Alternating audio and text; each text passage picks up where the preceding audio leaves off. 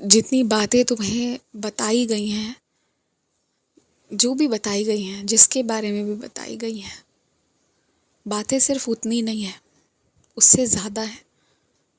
तुम जिसे भैया कहते थे, जिसे दीदी कहते थे, उसे उसी रिश्ते से उतना ही सम्मान दो। और वो क्या कर रहे हैं, किसके साथ, इसके बारे में सोचो भी मत और यहाँ तक जाओ भी मत। कोई मतलब, कोई मकसद नहीं है यहाँ तक पहुँचने का। अगर तुम्हें इतनी सी बात लग रही है ना कि अरे वो व्यक्ति आज तो किसी और के साथ था, कैसे इनका रिश्ता टूट गया, ये हुआ वो हुआ, क्या सच में प्रेम करते हैं सब, या मतलब के लिए जुड़े हैं? इस पर सोचना, तुम्हारा जवाब तुम्हें मिल जाएगा। और ज़्यादा सोचने में समय बर्बाद भी मत करना, क्या लेना देना है। मैंने ना एक बांसुरी तुम्हारे लिए भिजवाई है। अब तुम सोचोगे कि बाबा बांसुरी से मेरा क्या उपयोग, मैं क्या करूं इसका। ना तो बांसुरी सुर में बजाना आता है और ना ही बजाने का शौक़ है। तो सुनो, वो बांसुरी ना उस पर्स में, उस बैग में या उस अलमारी में रखना जहाँ तुम अपने सारे धन रखते हो। तो कभी भी तुम्हारे घर में ना धन की कमी नहीं रहेगी।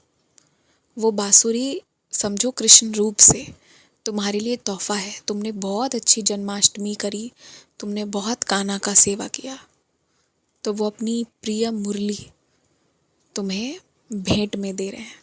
तो उसे स्वीकार करना, इनकार मत करना। तुम्हारे घर पर ये जो अलग अलग चीज़ें मिल रही है ना, कभी कहीं रखी हुई सिंदूर, कभी कोई काला धागा, कभी कुछ कभी कुछ, तुम्हें लग रहा है कि कोई तुम्हारे घर पर पड़ा हुआ है, किसी ने ऐसा कर दिया है, पर नहीं, तुम गलत सोच रहे हो। ये सारी चीज़ें तुम्हारी ही लाई हुई हैं और ये सब अब एक साथ मिल गई हैं तो अजीब सी लग रही हैं और लग रहा है कोई कुछ कर रहा है। कोई तुम्हारे घर पे कुछ नहीं कर रहा है। तुम बहुत कुछ खरीदते हो और तुम खुद भूल जाते हो। इसलिए मैं तुम्हें कहता हूँ, जितना ज़रूरत है उतना ही सामान खरीदो, बर्बादी मत करो। हमेशा मैंने इसीलिए कहा है, खासकर मेरी कुछ बेटियाँ जो तीर्थ करने जाती हैं तो अथाह मात्रा में सिंदूर, श्रृंगार के सामान, चूड़ियाँ ले आती हैं जो टूट जाती हैं, ख़राब हो जाती हैं, सालों पड़ी रहती हैं। वो नहीं करना चाहिए था। वही चीज़ें आज एक साथ जब मिल रही हैं, काले पीले लाल, तो लग रहा है कि किसी ने कुछ कर दिया है, जबकि किसी ने कुछ नहीं किया है।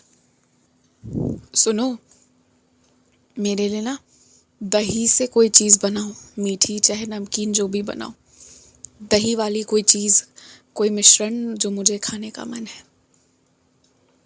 और मुझे ना अभी ताज़े फल, वो भी तुम भोग चढ़ाना। और कोई भी चीज़ खाने से पहले मेरा नाम लेना मत भूला करो। वो उस भोजन को प्रसाद बना देता है और जहाँ प्रसाद है वहाँ फिर कभी नुकसान नहीं हो सकता। खुश रहो, आगे बढ़ो।